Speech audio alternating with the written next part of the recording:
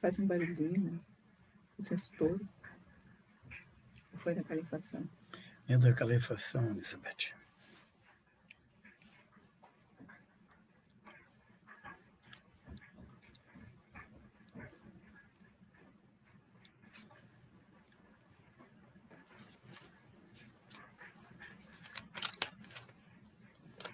O pessoal tá chegando.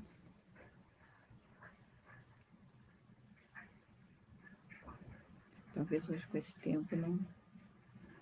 Eles tenham se retraído um pouco de viajar em Cafarnaum. Não é? Mas lá em Cafarnaum não está chovendo. Provavelmente. Bom, já passaram 60 segundos. Nós estamos aqui conversando, dando um tempo. Eu estava comentando que lá em Cafarnaum não deve estar esse tempo, né? Mas hoje para ir até lá é meio complicadinho, porque a visibilidade não deve estar muito boa. Pelo menos aqui em Gramado a coisa tá bem. Oi, Débora, tudo bem? Vicente está bem. Abraços no Vicente. E aí é muito difícil chegar até lá, mas vamos em frente. Boa noite para aqueles que estão chegando. Oi, Cláudio Agra, tudo bem? Um beijo grande, querido. Oi, filhota.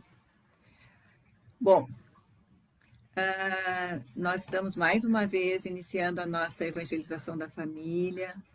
Hoje também muito felizes, porque daqui mais um pouco vai ter a evangelização das crianças, dos jovens. E é imprescindível que aqueles que compartilham conosco esses momentos e têm os filhos na evangelização, que eles façam as crianças assistirem também as lives, as gravações, que façam as tarefas, para que não fiquem desvinculados também, né, desse trabalho, que é tão importante para eles, para a evangelização. Assim como também é para nós, porque acalma os nossos corações, e isso é muito importante. Quero dizer também que nós continuamos com as nossas tarefas lá na Sociedade Espírita Esperança, com modo online, com modo virtual. Também estamos fazendo atendimento fraterno pelas marcações de contatos pelo WhatsApp. Então, as preces e radiações, aqueles que estão necessitando de preces e radiações podem caminhar pelo WhatsApp para que a gente possa inseri-los nas nossas preces e radiações. Aqueles que estão menos favorecidos, com alguns problemas com esse momento que estamos passando, também tem um telefone lá que auxilia essas pessoas e trabalham através do Guilherme. Então, também tem a área do livro, aqueles que querem retirar livro lá da biblioteca ou querem fazer uma compra, nós também temos através da Débora. Né? Então, tudo funciona, mas não presencial, é tudo virtual. Sejam todos bem-vindos. E, seu Ruco, vai dar a sua... Bom, como de hábito, não é? Nós sempre fazemos uma prece para iniciar os nossos trabalhos. Então, eu convido a todos que nos veem e nos ouvem que possam ocupar uma posição física e mental apropriada para o momento. Eu convido a que possam fechar suavemente os seus olhos, possam ouvir os seus batimentos cardíacos, possam limpar a sua mente, deixando de lado todos os problemas afligentes que sempre nos circundam, sempre estão junto de nós. Mas este momento é um momento de serenidade.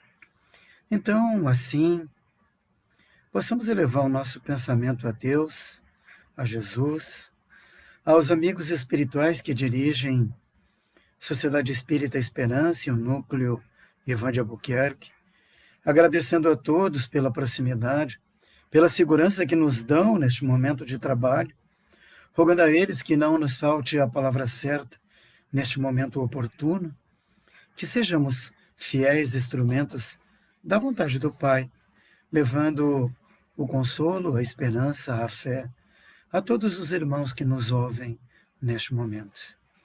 Obrigado, bom Deus, obrigado, Jesus, que sempre seja feita a tua vontade, Pai, e não a nossa. Assim, então, nós pedimos permissão para que possamos iniciar o nosso doce encontro da noite de hoje. Que assim seja. Todos prontos para que a gente possa fazer a nossa costumeira viagem até a casa de Pedro, lá em Cafarnaum? Pois então, possamos nos movimentar por meio do nosso pensamento e nos transportar lá para a casa de Pedro. Ele costumeiramente já nos aguarda. Nós já temos as nossas cadeiras cativas para que possamos nos encontrar com todos eles. O nosso assunto da noite de hoje tem o título O Venenoso Antagonista. E começa assim: eles estavam todos reunidos na casa de Pedro, Jesus e os apóstolos, e estavam, no final do dia, conversando, todos eles alegremente. Era uma noite refrescada, de brisas cariciantes. Filipe, o pescador, naquele momento do encontro entre os afetos, trazia à baila um tema muito discutível, problemático, e vocês vão ver no decorrer da nossa história que é um tema atualíssimo. Ele falava sobre as tentações a que toda criatura está submetida. Fez-se silêncio, pequeno silêncio na reunião. Jesus, o mestre, respirou profundamente e narrou a seguinte história. Era uma vez uma cidade que passava por momentos muito difíceis. Havia muita revolta entre aqueles habitantes, devassidão, atitudes contrárias aos bons costumes e etc. Deus, que sabe tudo e que nunca deixa a sua criatura abandonada, tensionava auxiliá-los. Porém, ele precisava de alguém para que pudesse cumprir esta tarefa de auxílio. Pesquisou e achou dentre os moradores da localidade uma família composta por pai, pela mãe e por 3 filhos. Eram todos fiéis a ele, Senhor Supremo, cumpriam todas as leis sábias e justas. De posse desta tarefa, a família passou a trabalhar junto à comunidade. O que fizeram então? Fundaram um núcleo de fé e caridade. E chamaram quase todos os interessados da comunidade. Tal fato passou a transformar o comportamento daquela população, sensibilizou corações, e pouco a pouco eles foram mudando de comportamento, e esta mudança fez com que se fizesse luzes, divinas luzes, naquela comunidade. Mas, e aí um mas bem grave, né, gente? Mas o espírito das trevas, vendo estas últimas mudanças, passou a tentá-los para que o seu objetivo fosse alcançado. Qual era o objetivo? Sustar aquele comportamento, para que as pessoas de então pudessem voltar àqueles comportamentos antigos, a devassidão, etc, etc, etc. E o que fez então este espírito das trevas? Mostrou a esta família a maledicência. Não obteve resultado nenhum. Trouxe a eles então a tristeza. Também não teve guarida nas suas intenções. Nessa faina de desestabilizá-los, seguiu-se a calúnia, a vaidade, o poder e, por fim, a riqueza. Porém, a família, fortalecida na fé e na prece ao Senhor Deus, venceram todas as tentações, todas as tentações. Não contente, o espírito das trevas, que fez então? Mandou o demônio da tristeza. O demônio da tristeza, de uma maneira muito sutil, alcançou a mente do chefe de família. E, num determinado momento muito oportuno, aproximou-se dele e disse o seguinte: és um homem e não um anjo? Não te envergonhas, pois, de falar tão intensamente no Senhor teu Deus? Quando conheces de perto as próprias imperfeições? E de uma maneira incisiva, ele insistia: busca, antes de tudo, sentir os teus erros. Faze penitência perante o Eterno. E aí ele foi mais enfático. Disse o seguinte: clama as tuas culpas. Sim, as tuas culpas. O infeliz servidor acolheu tais palavras e, pouco a pouco, foi dominado pela tristeza e pela culpa. Passou a não comer, admitiu a sua incapacidade, que havia sido ressaltada por esta figura do mal, e lentamente definhou, até que chegou à morte.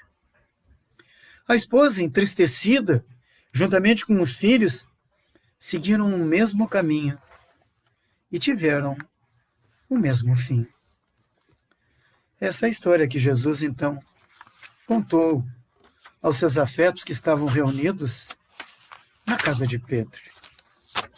Eu achei bem interessante essa história. Claro que ia ser interessante na história de Jesus, como é que não vai ser interessante? Só eu, né, Elizabeth? E porque quando eu comecei a ler que o Felipe, ele estava naquela angústia, ele tinha um monte de coisas, assim, sentimentos desencontrados, né? E então ele estava naquele turbilhão, né? E uma tempestade, como a gente diz. Tempestades da alma, como diz a Joana de Ângeles. E ele se colocou ali, diante daquela assembleia, se colocou e ele foi tão sincero naquele depoimento, que a assembleia também, né, endossou aquilo. E o detalhe que me chama a atenção é que Pedro, então, talvez por fazer uma leitura do acontecimento, ele pergunta a Jesus sobre o problema das tentações. Prestem atenção, o problema das tentações. E aí, então, Jesus traz essa história, né, que começa lá com a questão da cidade, né? Cidade revoltada, uma cidade devassa, né? Uma cidade com uma libertinagem muito, muito grande. Acentuada. E dentro, apesar de ser uma comunidade assim, havia um núcleo familiar que se mantinha dentro daquela programação do nosso pai, e levavam aquilo como um meio de vida, né? Como um aprendizado, como uma verdade, uma confiança muito grande. E aí Jesus deposita a eles esse trabalho para fazer com que aquela comunidade pudesse se regenerar. Bom, é importante ressaltar, não é, queridos amigos que nos ouvem e nos veem, todos nós, indistintamente, nós temos talentos. Nós somos dotados de uma capacidade. Porque nenhum ser, criatura de Deus, é desprezível. Todos nós somos capazes de fazer alguma coisa. E se esses talentos que nós temos forem bem aplicados, nós somos agentes de transformação da sociedade. Porque ora nós somos vistos, ora nós vemos. E se a gente leva bons exemplos, esses exemplos são copiados, sem qualquer vaidade, não é, queridos irmãos? Os exemplos bons são copiados e são trazidos para o comportamento do dia a dia daqueles que nos veem e nos copiam. Não que nós sejamos anjos, porque nós também temos múltiplos erros. Mas quando nós damos bons exemplos, esses exemplos podem ser por meio das nossas atitudes, por meio das nossas palavras, por meio dos nossos pensamentos, nós nos tornamos agentes transformadores da sociedade. E pode ser um núcleo pequeno, como a nossa família. Pode ser um núcleo um pouco maior, como são os nossos relacionamentos interpessoais. Pode ser um outro núcleo, os nossos relacionamentos profissionais. Então, quando a nossa conduta é pautada, não é? Por comportamentos morais, bons costumes, nós somos agentes transformadores daqueles que nos veem e que têm boa vontade de se transformar. E o importante disso é que eles tinham ferramentas simples de virtudes. Eles trabalhavam com as ferramentas das virtudes. Não que eles fossem grandes virtuosos, mas eles procuravam aplicar aquelas virtudes que o pai tinha enviado, né? Então, quando apareceu a maledicência, né, eles reagiram, ou melhor, eles não reagiram, eles simplesmente fizeram um trabalho de tolerância, né? Aquelas maledicências aconteciam e eles exerceram e praticaram a tolerância. E quando veio a pobreza, eles não se revoltaram, eles simplesmente intensificaram o trabalho e conseguiram sair daquela dificuldade. Eles não ficaram se lamuriando e dizendo por que Deus me abandonou nesse momento, eu estava fazendo esse trabalho com tanta vontade, e aí agora... Não, eles simplesmente arregaçaram as mangas e foram trabalhar. Quando apareceu a calúnia, eles não ficaram batendo lá, não, isso é mentira. Não, eles simplesmente se calaram. Eles silenciaram. Porque essa é a virtude, quando há calúnia, é silenciar. Quando veio a vaidade, quando esse espírito das trevas trouxe a eles prestígio, encheram eles as pessoas chegavam e diziam que eles eram maravilhosos, e eles simplesmente continuaram em sua humildade, porque diziam que tudo aquilo que estava acontecendo não era por causa deles. Que o trabalho maior era do Pai. Quando eles receberam, né, o dinheiro, né, eles simplesmente distribuíram entre os menos favorecidos. Mas, claro, aí veio a tristeza. E é aí o grande ponto desse antagonista que a gente tem que conversar.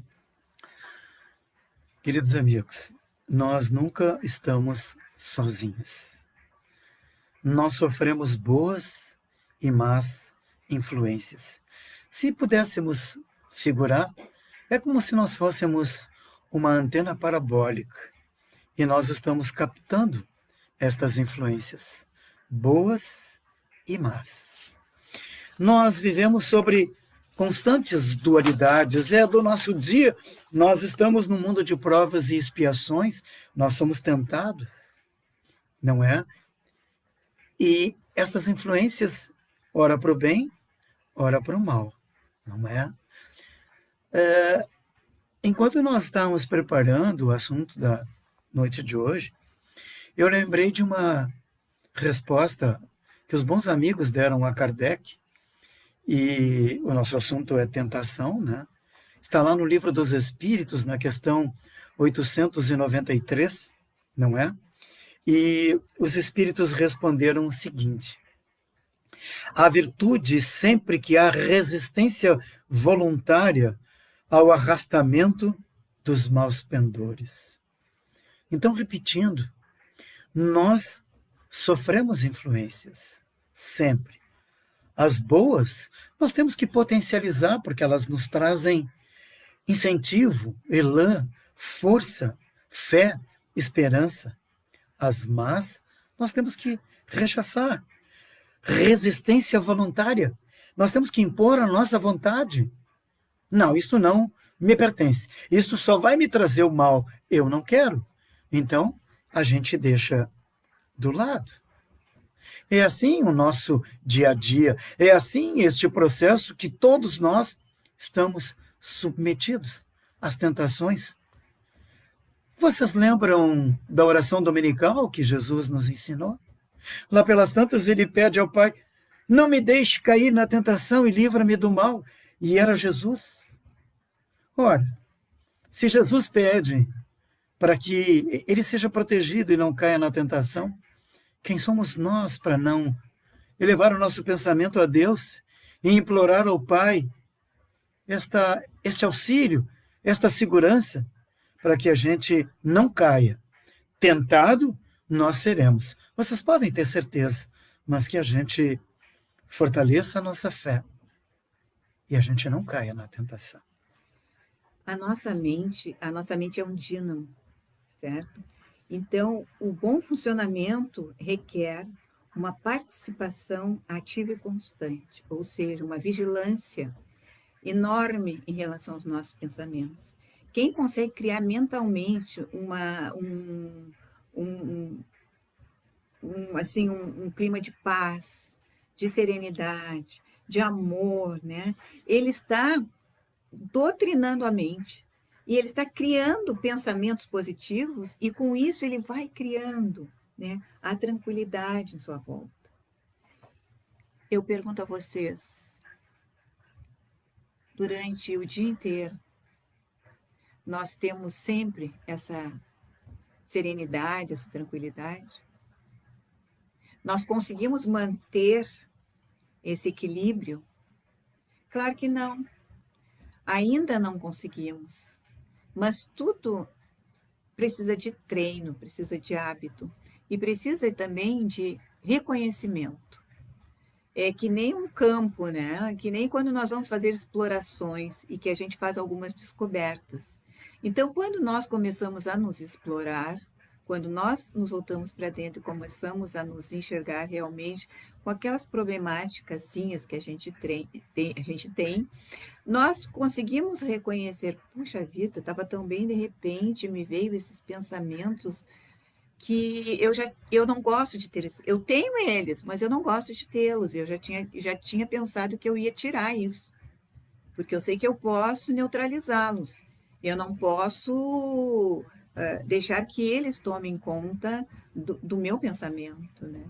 Então, muitas vezes, nós somos propensos a determinados sentimentos de tristeza, de melancolia, de revolta, de ira, sabe, por que é só comigo?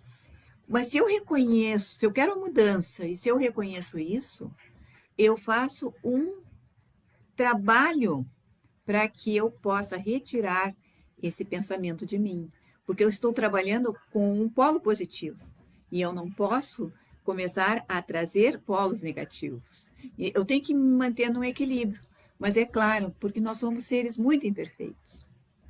Quando eu digo muito imperfeitos, nós já tivemos muitas caminhadas, mas quando nós começamos a nos dar conta, a gente começa a ir numa linha mais reta, porque a gente sabe que se a gente sair um pouquinho do trilho, o trabalho vai ser dobrado. Então, nós temos que ter esse feeling, assim como sutilmente esse antagonista trouxe a tristeza a esse homem. Por quê? Porque ele, na verdade, ele começou a se dar conta que realmente ele não era uma pessoa perfeita, apesar de estar trabalhando para o pai. Ele começou a sentir uma culpa de não ser uma pessoa à altura. Mas, meu Deus, ainda não estamos à altura, mas nós estamos indo em direção à altura. Então, todos esses sentimentos que nos abatem às vezes, esses sentimentos eles têm que sim que ser trabalhados, acolhidos, desmanchados, com vigilância, com oração, porque a oração não é sentar, não, é parar naquele momento e dizer, ajude-me, porque neste momento eu não estou conseguindo realizar a minha harmonia e o meu equilíbrio. E vai fazer o que tem que fazer, porque de repente passa. Mas o importante é não acolher como esse irmão acolheu. Esta coisa de nós não sermos perfeitos, é importante o processo de autoconhecimento. Me ocorre agora a passagem da mulher que foi pega em adultério e que os fariseus queriam apedrejá-la. E Jesus então levanta os olhos e pergunta: quem de vós não tem algum pecado que atire a primeira pedra? E rapidamente eles fizeram um processo de autoconhecimento e se reconheceram que eles tinham muitos erros, especialmente aqueles que tinham cabelo da minha cor, não é? Certamente por terem mais vida terrena, muitos erros haviam cometido e pouco a pouco foram se retirando.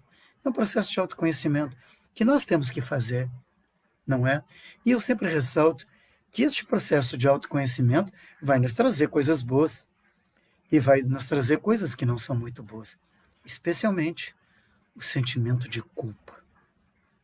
E eu falei sério, porque ele é muito pesado, gente. O sentimento de culpa é muito pesado, mas ele não deve nos travar. Nós temos que ter a consciência de que nós estamos num processo de evolução, de educação, de crescimento. E eu lembro na escola, quando nós éramos submetidos, olha como eu sou velho, a sabatina. Por acaso todos nós acertávamos as 10, 20, 30 questões? Não, nós errávamos. Então, na sequência da vida, da existência que nós estamos submetidos, nós trazemos erros. Nós não temos que nos sentir culpados. Nós temos é que ter consciência do nosso erro, saber que nós somos imperfeitos, porém com condições, com capacidade de chegar à perfectibilidade. E isso não depende de ninguém, só nós, da nossa vontade. Este elemento volitivo, que tem uma força, que Einstein disse que não se consegue medir a força da vontade. Porque se eu quero, eu consigo. Então, não nos sintamos culpados. Nos sintamos felizes por estarmos tendo esta oportunidade de recuperar os erros deste passado distante ou recente. Nós estamos tendo esta oportunidade. Eu lembro Chico quando dizia que, embora eu não possa voltar e fazer um novo começo, eu posso agora fazer um novo fim. Então, puxa vida, se a misericórdia do Pai nos oportuniza isso, não nos sintamos culpados. Não deixemos que a tristeza nos domine. Tenhamos fé. E este alerta que me ocorre neste momento, me reporta o Evangelho segundo o Espiritismo, onde nos diz que o grande remédio é orai e vigiai, não é? Porque nós somos assediados constantemente, nós já referimos isso. Eu estava tão bem, de repente me veio esse pensamento de agressividade, este impulso. Hoje à noite eu estou pronto para ir na casa espírita. Aí, de repente, eu perco a vontade. Está chovendo, está frio, hoje tem jogo do Grêmio ou do Internacional, a gente pode secar com o irmão, não tem problema nenhum, né? Aí eu não vou. Mas como eu estava pronto para ir? Sofri a influência. Por isso Jesus destaca, orai, porque quando tu faz a prece, tu te fortalece, tu renova as tuas forças e tu te torna imune, porque tu estás vigiando o que não é teu. Ora, mas se a vontade era de ir e de uma hora para outra eu não quero mais, alguma coisa tem. Ora, se eu era capaz de ser um agente transformador da sociedade, eu estava levando o exemplo, a palavra, a fé e a caridade. De uma hora para outra eu não tenho mais essa capacidade. Não, eu continuo com essa capacidade. E ninguém vai nos tirar. Ninguém. Não sei se vocês perceberam que todas as atividades, todas as influências que as trevas colocou diante dessa família, eram tudo coisas externas.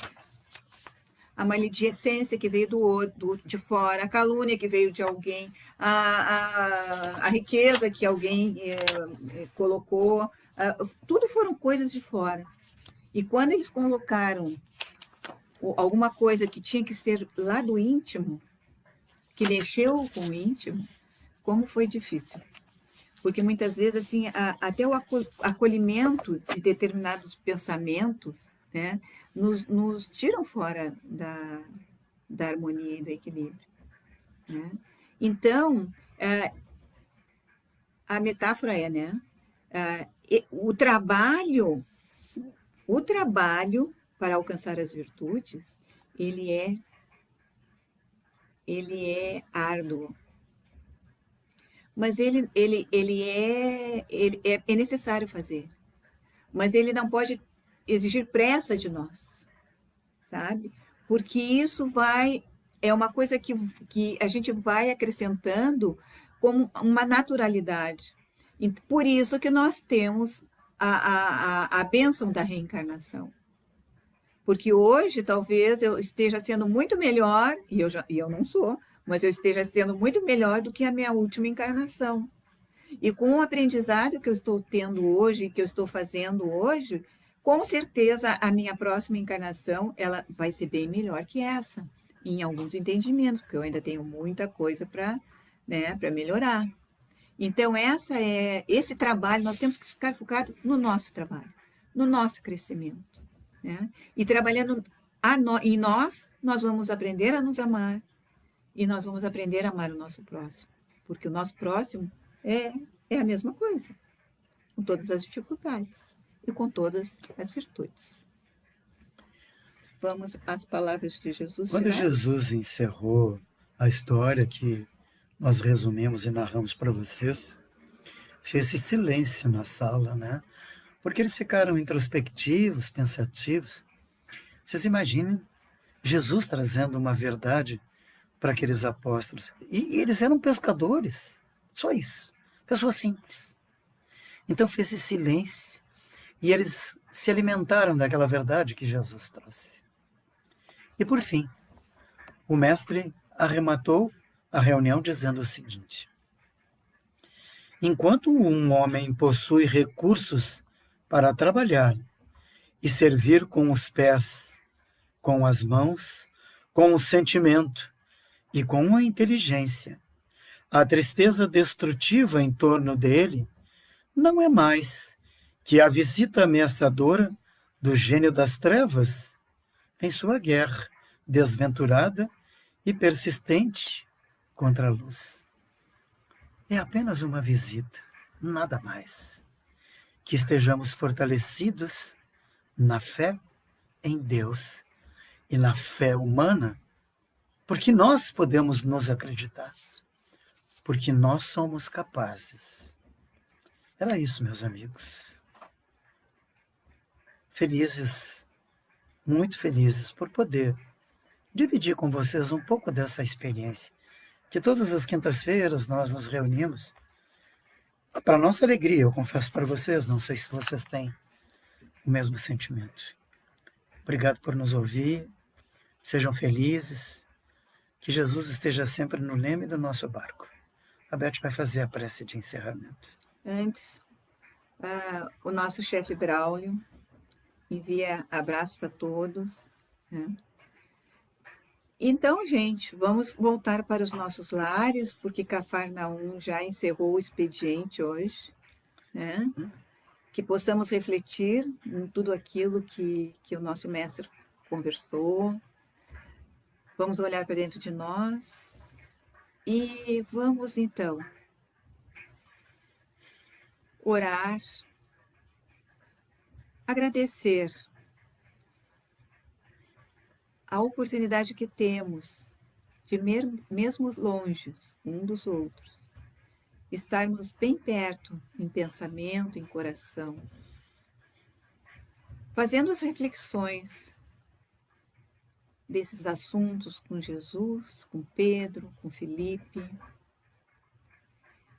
e podermos entender um pouco da nossa encarnação, aceitarmos tudo isso que estamos passando, todas as nossas dificuldades, que nós possamos sair fortalecidos para trabalhar as virtudes, trabalhar os nossos talentos.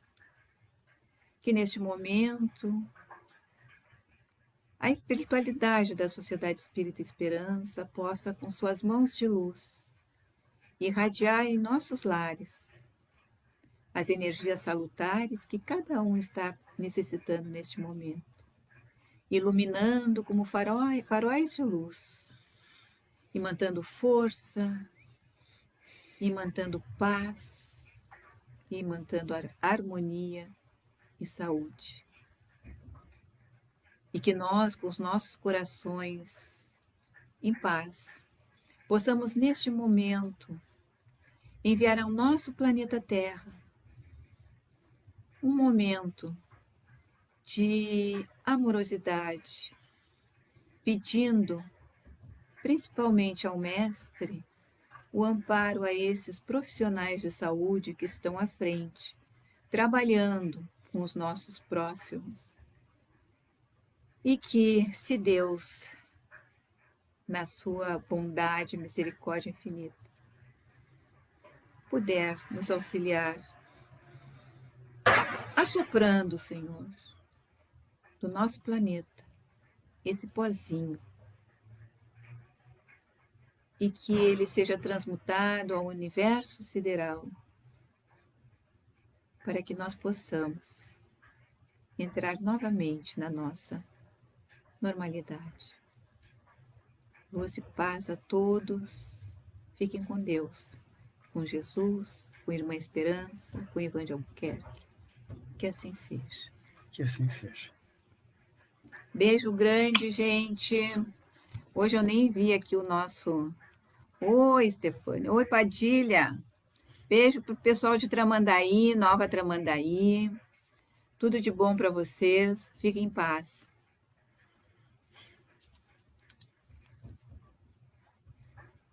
Calma que não encerrou.